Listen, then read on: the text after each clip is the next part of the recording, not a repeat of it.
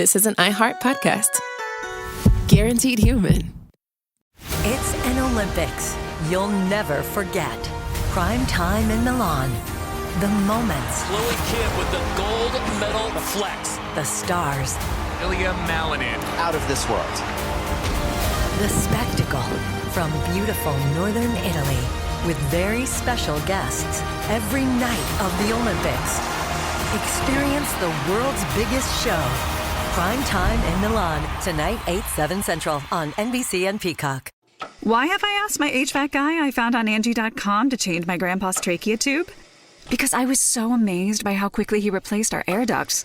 I knew I could trust him to change Pop-Pop's tube while I was on vacation. Make it quick, young man. Aw, see? Pop-Pop trusts you. I think we should call a doctor. Connecting homeowners with skilled pros for over 30 years.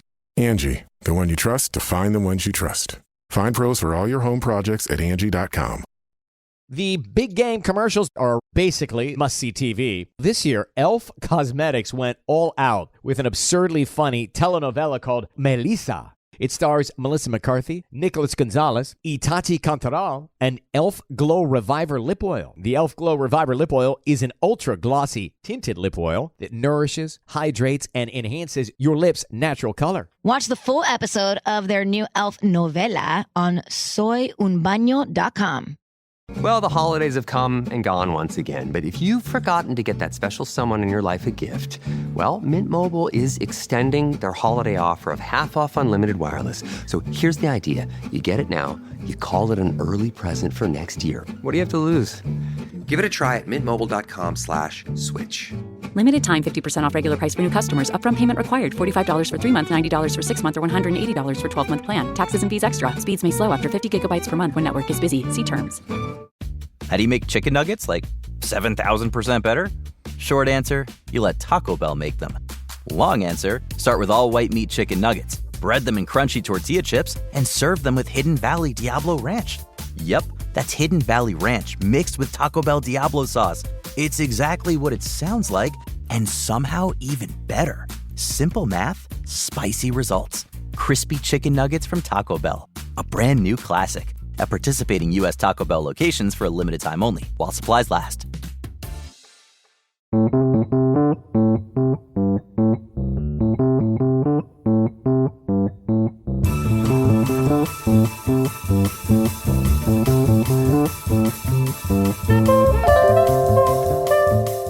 Welcome to One Thing Trump Did, available exclusively on the Middle podcast feed. I'm Jeremy Hobson, and each week on this podcast, we pick one thing coming out of the Trump White House and break it down in a nonpartisan way with someone who knows what they're talking about. This week, our one thing is the campaign of military strikes on alleged drug boats in the Caribbean Sea and the Eastern Pacific Ocean, and whether the situation could escalate into a war in Venezuela. Over the past few months, the U.S. military has carried out at least 17 strikes on suspected drug boats, killing at least 67 people. According to Pentagon officials, the strikes are part of a renewed push to cut off the flow of narcotics into the United States. But critics, including some members of Congress in both parties, want more proof that the boats are being used by drug traffickers, and they're demanding congressional authorization for the attacks. One of those critics is Kentucky Senator Rand Paul, a Republican who shared his thoughts with Fox News. You say this, quote, goes against all of our traditions. So are you condemning the drug boat strikes? Well, you have to use a different word that was left out in this question. The word would be alleged, because if we knew there were drug dealers, we'd know their names, we'd have evidence. And one of the interesting things is one of the recent explosions, a bunch of the people on the boats died, but 2 people survived. Did we detain them and check them for drugs or drug residue? Did we gather the evidence from the wreckage and then prosecute them? No, we just said, oh, well, we're going to send you back to your country. So I really think that you cannot have a policy where you just allege that someone is guilty of something and then kill them. Well, President Trump has defended the strikes, calling them a message to the cartels and to anyone helping them. He's also hinted that the operations could expand, possibly including military strikes within Venezuela. For more, I'm joined by Jason Marczak, Vice President and Senior Director at the Atlantic Council's Adrienne Arsht Latin America Center. Jason, it's great to have you here. Jeremy, great to be with you as well. Well, what more do you know as an expert in this area about the strikes themselves? Or do you know any more than what's being reported publicly? Well, the strikes are part of the largest military buildup that we've seen in the Caribbean in decades. You have multiple U.S. Ships, U.S. planes, U.S. personnel that have all been deployed to the Caribbean in the last couple of months. And then, of course, the USS Gerald Ford has also been dispatched to the Caribbean. That's the largest aircraft carrier that the United States has. The largest aircraft carrier the United States has. The Gerald Ford, as of recently, I was just looking again, it's still sitting near Gibraltar. Different reasons of why that might be happening, but it has been deployed to the Caribbean as well. So we see this massive buildup, and the administration has justified these attacks by saying that drug cartels are unlawful combatants and the U.S. is in armed conflict with them, and that these strikes are part of the president's push to reduce drug trafficking coming to the United States. But has the administration explained why there's not been any due process, that, as Rand Paul said, they're just killing people, saying this is a drug trafficker, we're going to kill them rather than arrest them, bring them to the United States? No, the administration has been clear in saying that from their perspective that these boats are carrying drugs that would have otherwise come to the United States, that each sunken boat, the president has said, would save about 25,000 American lives, but not giving justification of why we've shifted strategy from what would otherwise have happened, which is to board the vessel, give warning, board the vessel, and then check the vessel for drugs. It's a signal not just in the Caribbean, but we've also seen these strikes in the Pacific. But I think it's also a signal to other countries around the hemisphere that the president has also expressed concerns about their drug trafficking, of the steps to which this administration will go to prevent drugs from reaching the U.S. borders.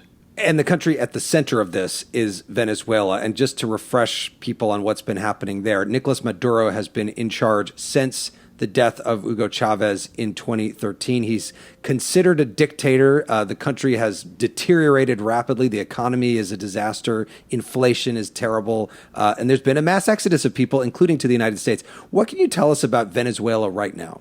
The problems in Venezuela actually even date far before Maduro. They go back to when Hugo Chavez came to office in the power in the late 1990s. And what we've seen is, since we've seen 8 million people having left the country, massive challenges with the economy, humanitarian shortages, food shortages, medicine shortages, as well as complete repression by Nicolas Maduro. Last year, there was an election, and Nicolas Maduro agreed to an election. And the electoral authorities in Venezuela never released the actual vote counts, but the opposition was able to get physical electoral records, actually more than 83% of those records, that actually showed that the opposition candidate had won at least 67% of the vote. So there was a big election last year, outcry from the international community that the election results weren't respected, but also not a surprise. Why would Nicolas Maduro respect the results as a dictator? Why would he respect the results of an election where he loses? Well, and so is this buildup of pressure by the United States an attempt to get him to leave at the end of the day and try to support the opposition in Venezuela? Well, look back to the first Trump administration. At that point, the U.S. was helping to lead the charge for recognition of what was called the interim government of Venezuela, and the interim president was Juan Guaido. And you had dozens of countries, I think nearly 60 countries around the world that actually shifted their recognition to the interim government. The U.S. also tried to use tools such as a humanitarian convoy and other operations to be able to try to elicit some kind of rebellion within the ranks of the Venezuelan military, and that just simply didn't happen. And so while the campaign in the Caribbean right now is the president's justification for it is striking alleged drug smuggling boats, there is a lot of hope among democratic forces and others that this is actually also mounting pressure on Maduro so that he sees the massive force nearby his country and he sees this as an opportunity to leave power. The bigger question there is, how do you actually get Maduro to leave power? And if he leaves power, where does he go? I mean, the opposition in Venezuela has plans for what would happen in the first 100 hours, first 100 days, et cetera.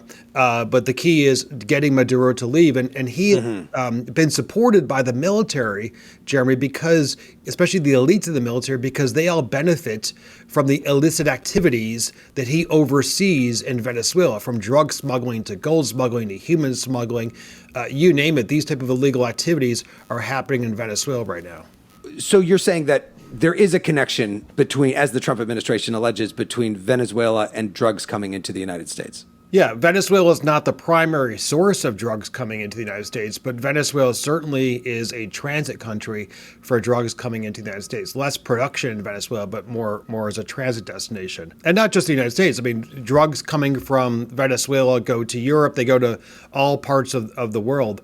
And Maduro benefits from having illicit trade in his country because he's able to use those illicit resources to pay off high-ranking members of the military and others so that they stay loyal to him. Mm-hmm. So how has Maduro responded to the buildup of pressure and resources and these, attacks on boats by the United States? Well, Maduro has responded by calling civilians to further enlist into militias. He's talked about the sovereignty of Venezuelan territory. He's reached out to one of his benefactors, the Russians, to provide further support. Of course, with the war in Ukraine, unlikely that Russia has much capacity to provide further support to its allies in Venezuela. And I think that's also, it's important to note, Jeremy, Maduro's ties and the security concerns that has for the United States. The closest of his ties, not just to the Russians, he has ties to the Iranians. The Chinese buy a lot of his oil. Venezuela has the world's largest proven oil reserves, and so that's also very much at the center of these conversations. At the center because the United States wants more access to those reserves? Well, I think it's been the center because it would be beneficial for the United States to have access to more oil reserves, especially as we start to see increasing fragmentation on a global scale. And so having critical resources close to the homeland is important, but also how those resources are also used by the Maduro regime to be able to line their own pockets when they're selling them to the Chinese or to the Iranians or to other countries around the world that are not allies of the United States. And so the challenges that Maduro places, we talked about this earlier, Jeremy, the number of displaced, the political prisoners, the humanitarian situation, but Venezuela also represents a larger region. He's a cancer for the larger Latin American and Caribbean region. He's a destabilizing impact because whether it's the migrants, whether it's Venezuelan gangs or whatnot, the problems in Venezuela extend far beyond its own borders. Well, as you said, 8 million people have left the country, so that's obviously going to have an impact on all of Venezuela's neighbors. Before we take a break, let me just ask you about the two other countries that have been directly connected to what's happening here, Colombia and Ecuador. As we heard from Rand Paul, in mid-October, the U.S. struck this semi-submersible vessel, but there were two survivors. And they were taken onto a Navy ship, but they were not brought to the U.S. They were repatriated to Ecuador and Colombia. What do you make of that? Because that involves some level of cooperation by the governments of those countries with the United States. Yeah. Well, Colombia had historically been one of the United States' closest allies, not only in the Western Hemisphere, Jeremy, but I think one of our closest allies around the world. That relationship has frayed significantly over the last few years since the Colombian president Gustavo Petro came into power. He came in a part of his way of governing has been questioning the basic underlying framework of the U.S.-Colombia relationship, which is on anti-drug policy. So the relationship continues, but it is most precarious state in decades. The Colombian president has had his visa revoked. He's even been sanctioned by the United States. Colombia was recently listed as decertified, as not being compliant with U.S. anti-drug efforts. Ecuador is very different. Ecuador, President Noboa there, very much in line with the United States. Ecuador as well has tremendous security challenges that have overtaken the country in the last few years and are a top priority for President Noboa in Ecuador, and actually an area in which the U.S. and Ecuador continue to work even more closely on a partnership to improve security in that country. But overall then, the U.S. is not really facing pushback from Latin America in a serious way over what it's doing. Well, it's facing pushback from Colombia, certainly.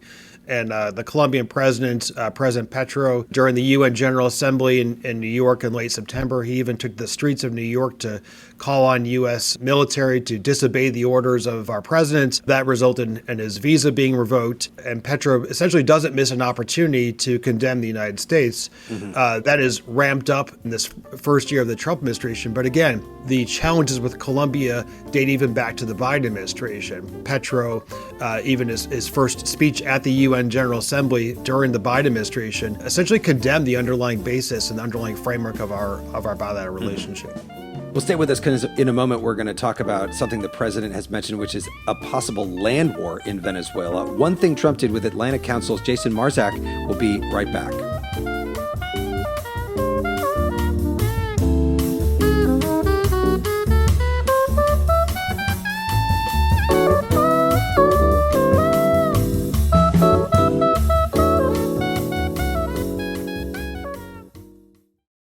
It's an Olympics you'll never forget. Prime time in Milan. The moments. Chloe Kim with the gold medal flex. The stars. Ilya Malinin. Out of this world. The spectacle from beautiful northern Italy with very special guests every night of the Olympics. Experience the world's biggest show.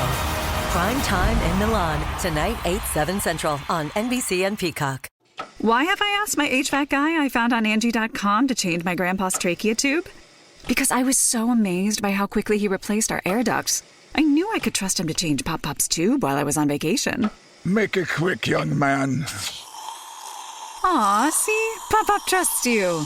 I think we should call a doctor. Connecting homeowners with skilled pros for over 30 years. Angie, the one you trust to find the ones you trust. Find pros for all your home projects at Angie.com. Ever wonder why so many people regain weight after stopping a GLP-1? Up to 40% of the weight lost can come from lean muscle. This weakens the body, slows metabolism, and makes it easier to put the pounds back on, creating a cycle of dependency. Prolon's 5-day fasting-mimicking diet offers a drug-free way to maintain results and support long-term metabolic health. In just 5 days, it activates fasting pathways to burn fat, protect muscle, and rejuvenate cells, all while letting you enjoy real food. Get 15% off plus a $40 bonus gift when you subscribe at prolonlife.com/iHeart. That's prolonlife.com/iHeart. You see it instantly. It's Coldwater Creek, the mark of exceptional workmanship and signature touches inspired by a Mountain West heritage. Distinctive styles created from quality fabrics, silhouettes perfected with just the right drape, feel-good fits offering ease of movement, and thoughtful details to elevate your look. Coldwater Creek's authenticity is embodied in every piece, embracing its confident spirit that carries through to today. Discover Coldwater Creek clothing, designed to fit your life the way you want. For a wardrobe you can count on season after season, visit coldwatercreek.com. Shop the new spring collection at 20% off $75 or more with code IHEART20. Welcome to the A Building. I'm Hans Charles. I'm Menelik Lumumba. It's 1969. Malcolm X and Martin Luther King Jr. had both been assassinated, and Black America was at a breaking point. Rioting and protests broke out on an unprecedented scale. In Atlanta, Georgia, at Martin's alma mater, Morehouse College, the students had their own protest. It featured two prominent figures in Black history, Martin Luther King Sr. and a young student, Samuel L. Jackson. To be in what we really thought was a revolution. I mean, people were dying. 1968, the murder of Dr. King, which traumatized everyone. The FBI had a role in the murder of a Black Panther leader in Chicago. This story is about protest. It echoes in today's world far more than it should, and it will blow your mind. Listen to the A Building on the iHeartRadio app, Apple Podcasts, or wherever you get your podcasts. Welcome back to One Thing Trump Did exclusively on the Middle podcast feed. I'm Jeremy Hobson. In this episode, we're talking about the U.S. strikes against alleged drug boats operating in the Caribbean and Eastern Pacific and how that military action is escalating tensions with Venezuela. Jason, what do you make of the military buildup that we've talked about around Venezuela by the U.S.? Is the U.S. preparing for war or just trying to increase pressure on Maduro? I think only the president knows the answer to that question, Jeremy. He declined our request for an interview today, but we've got you instead. Got me instead. I think that I think it's very unlikely that we would see some type of U.S. Ground invasion into Venezuela. We simply don't have the troops stationed in the Caribbean. Venezuela also is, there's been comparisons to what was done in Grenada or Panama, but Venezuela is much more difficult terrain, much better armed. When the U.S. invaded Panama to depose Manuel Noriega, the U.S. Southern Command was actually located in Panama at the time. And so we just don't have the same level of intelligence in Venezuela. And I think it's very unlikely to see any type of U.S. ground incursion into the country. What has been raised is, will there be an escalation of our strikes to begin to strike targets within Venezuelan territory that are linked to the drug trade, right? And that could be a whole host of different targets that are somehow being used for illicit drug transit. There's also in Venezuela important to note that Colombian armed groups like the FARC or the ELN, that are both guerrilla groups, paramilitary groups, that they also have operations in Venezuela with members frequently going between Venezuela and Colombia. And these are also drug trafficking groups. And so it's we definitely have the force posture in the Caribbean, and we'll increasingly have more force posture for ramping up activities beyond the strikes on the boats. But it's a question of what do those activities look like? Again, I think it's very unlikely to see any type of actual ground incursion into the country. What is the significance, do you think, of the latest Nobel Peace Prize winner, the opposition leader in Venezuela, Maria Corina Machado, who has said, I believe, that her Peace Prize should have gone to Donald Trump? I think of that because in the lead up to the Iraq War in 2003, I was with NPR's war correspondent in Turkey, and all of the people, Kurds, many of them, who eventually took power in Iraq were there talking to the media, telling them why it was so important that the U.S. go in and take away the weapons of mass destruction. And I see Maria Corina Machado. She would probably come in as the leader if Maduro leaves, if the U.S. has its way, right?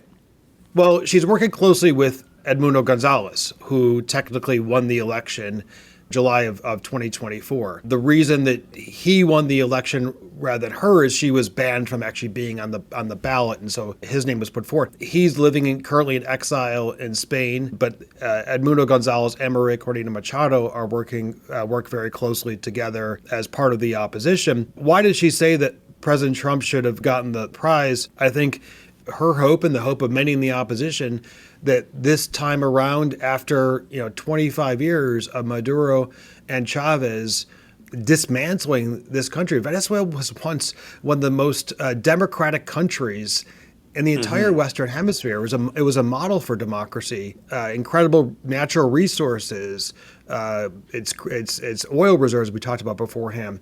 And so I think that Maria Corina Machado sees that this moment right now is perhaps the best moment to be able to push for some kind of transition, and her recognition of President Trump with regard to the Peace Prize is that she's hoping that he's going to continue efforts that will allow for a transition to democracy in Venezuela.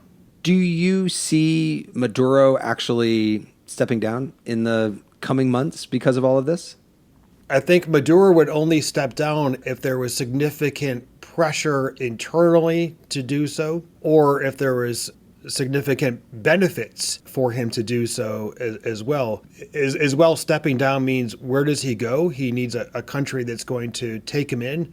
And well, I mean, I would assume Russia, or maybe even China would let him in, don't you think?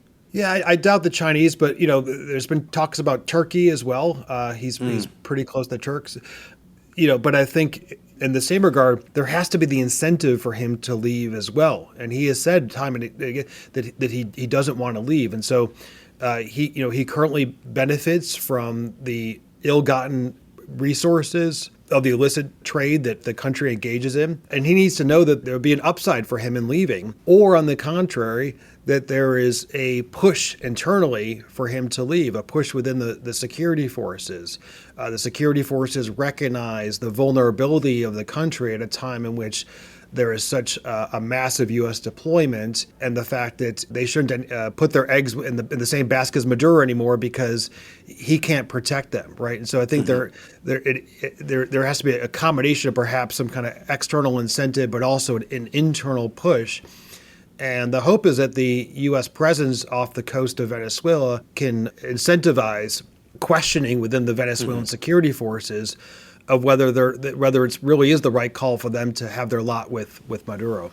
So far, the Congress has been unable to get the votes to say to President Trump, no, they don't want these strikes to happen. Do you think, though, if there had to be a vote on authorization for war in Venezuela, even that involved U.S. troops on the ground, that there would be the votes in Washington to authorize the president to do that? Jeremy, it's so hard to say whether there's going to be votes in Washington these days. I think sometimes Congress can't agree if it's day or night. Right. So hard to tell exactly where the votes would stand. But there's been a number of briefings by U.S. officials to members of Congress in the last couple of weeks. There's been a lot of questions from members, I think, from both parties on the ultimate goals of the mission. So I think those questions would have to be resolved by the administration for them to get votes in favor of additional action. Let me just ask you two more things. One is about politics in this country, in the United States. Of course, Marco Rubio, the Secretary of State, is Cuban-American. He's from Miami. He's deeply involved in what's happening there. How do the Florida politics play into sort of the push here to remove Maduro and build up the presence around Venezuela? Well, Florida politics are incredibly important. There's a number of members of the administration that hail from Florida, and many of the Venezuelan diaspora that have come to the United States over the last couple of decades are in Florida. And those are, of course, people who want Maduro out of power. I mean, you're not going to find among the nearly 8 million people who have left Venezuela, you're not going to find people who want Maduro to remain in power. Right. So otherwise, they wouldn't have left. But for the Secretary Rubio, he is focused on a transition in Venezuela dating back to his time in the Senate. When he was a senator, he would oftentimes lead the charge on different pieces of legislation to try to bring about a change in Venezuela. And so he's taken that to his role as Secretary of State. As you mentioned, of his Cuban ancestry, he sees what happens to a country from a very personal perspective when a dictator is allowed to thrive and to rule. And so he has a personal desire to want to rid Venezuela of Maduro. And you see, I think the U.S. policy is reflected by the presence that Secretary Rubio has within the administration. And I think it's also important to point out, Jeremy, that the National Defense Strategy is going to be coming out soon. And there's an expectation that there'll be a much higher focus on the Western Hemisphere, which again, from a non-Venezuela border perspective, shows the importance of fixing what's happening in Venezuela for broader U.S. strategy, given the negative implications that Maduro has writ large for the hemisphere. And the other thing I want to ask you about is the migrants, 8 million, as you said, who have left Venezuela. This administration, the Trump administration, has been laser focused on people coming into this country, and they've actually removed the temporary protective status for the hundreds of thousands of Venezuelans that got it under the Biden administration. How much of this do you think is about the overall immigration strategy? Just we need to fix things in Venezuela so that we don't have so many people leaving, destabilizing potentially other countries in the region and coming to the United States? I think that migration is certainly a part of it. When you look at the U.S. priorities in the Western Hemisphere, it's stopping drug trafficking, and it's also the northward flow of migrants. Now, a lot of these Venezuelan migrants are the numbers coming to the U.S. have significantly reduced, both in the Trump administration, but also because of efforts that have been taken by some of our partners in Central America to be able to have some choke points along the migrant route through Central America to the United States. And so we're not seeing the numbers of Venezuelans coming to the United States as we once were, and we're seeing more migrants staying kind of with an intra-regional migration right now as well. I will say that where the U.S. has received cooperation from Maduro are ICE flights of migrants being deported from the U.S. back to Venezuela. And so those flights had been continuing, and that's an important priority, of course, for the administration. The migration will continue to be a priority, and I think as well what will be a priority is, if there is a transition in Venezuela, how to ensure that transition ultimately benefits U.S. economic interests and U.S. security interests as well. And so there's long been a real concern about, again, the role of foreign actors in Venezuela. And going back to Secretary Rubio as well in his Cuban ancestry, it's important to note the link between Cuba and Venezuela. There's so many Cuban intelligence officers that are embedded within the security apparatus in Venezuela. This is one of the reasons that it's been very difficult for the military to have some type of rebellion, because of the ways in which Venezuela has adopted some of the Cuban tactics to be able to put down any type of rebellion against the government. Do you think that this whole situation that we've been talking about is something that Americans should be paying attention to right now more than they are? I mean, there are so many other things going on where, possibly at the end of the government shutdown, there's obviously, there are wars overseas, there's the economic problems, there's the tariffs, everything else. Do you think that this situation is something people ought to be paying attention to? I do, Jeremy, and that's, partly because I run the Latin America work here, but I think the region is incredibly important. I think the Western Hemisphere is absolutely vital. And I think also you look at Venezuela's broader positioning, what it means insofar as, again, foreign actors that have a presence in Venezuela that undermines and threatens U.S. interests. And again, these are foreign actors that have a presence in our own hemisphere, as well as you look at the potential that Venezuela has for our broader economic security through its critical resources. And Venezuela has the potential to turn from one of the biggest challenges in the Western Hemisphere to one of the biggest opportunities in this hemisphere. That is Jason Marczak, who's Vice President and Senior Director at the Atlantic Council's Adrienne Arsht Latin America Center. Jason, thank you so much. Thank you, Jeremy.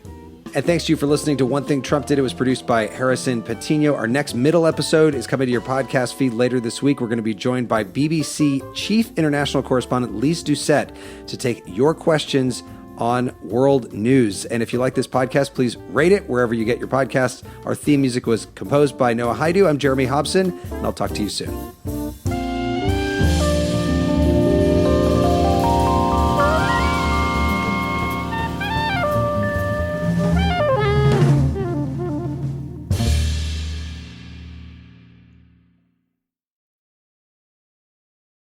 Owning a home is full of surprises. Some wonderful, some not so much. And when something breaks, it can feel like the whole day unravels. That's why HomeServe exists. For as little as $4.99 a month, you'll always have someone to call. A trusted professional ready to help, bringing peace of mind to 4.5 million homeowners nationwide. For plans starting at just $4.99 a month, go to HomeServe.com. That's HomeServe.com. Not available everywhere. Most plans range between $4.99 to $11.99 a month your first year. Terms apply on covered repairs. You see it instantly. It's Cold Water Creek, the mark of exceptional workmanship and signature touches inspired by a Mountain West heritage. Distinctive styles created from quality fabrics, silhouettes perfected with just the right drape, feel-good fits offering ease of movement, and thoughtful details to elevate your look. Coldwater Creek's authenticity is embodied in every piece, embracing its confident spirit that carries through to today. Discover Coldwater Creek clothing, designed to fit your life the way you want. For a wardrobe you can count on season after season, visit coldwatercreek.com. Shop the new spring collection at 20% off $75 or more with code IHEART20. Over the last couple years, didn't we learn that the folding chair was invented by Black people because of what happened in Alabama? The Montgomery Brawl. This Black History Month, the podcast Selective Ignorance with Mandy B unpacks Black history and culture with comedy, clarity, and conversations that shake the status quo. The Crown Act in New York was signed in July of 2019, and that is a bill that was passed to prohibit discrimination based on hairstyles associated with race. To hear this and more, listen to Selective Ignorance with Mandy B from the Black Effect Podcast Network on the iHeartRadio app, Apple Podcasts, or wherever you get your podcasts. 1969, Malcolm and Martin are gone. America is in crisis. And at Morehouse College, the students make their move. These students, including a young Samuel L. Jackson, locked up the members of the Board of Trustees, including Martin Luther King Sr. It's the true story of protest and rebellion in Black American history that you'll never forget. I'm Hans Charles. I'm Menelik Lumumba. Listen to The A Building on the iHeartRadio app, Apple Podcasts, or wherever you get your podcasts. This is Ryder Strong, and I have a new podcast called The Red Weather. In 1995, my neighbor, Anna Trainer, disappeared from a commune. It was nature and trees and praying and drugs. So no, I am not your guru. And back then, I lied to everybody. They have had this case for 30 years. I'm going back to my hometown to uncover the truth. Listen to The Red Weather on the iHeartRadio app, Apple Podcasts, or wherever you get your podcasts. This is an iHeart podcast. Guaranteed Human.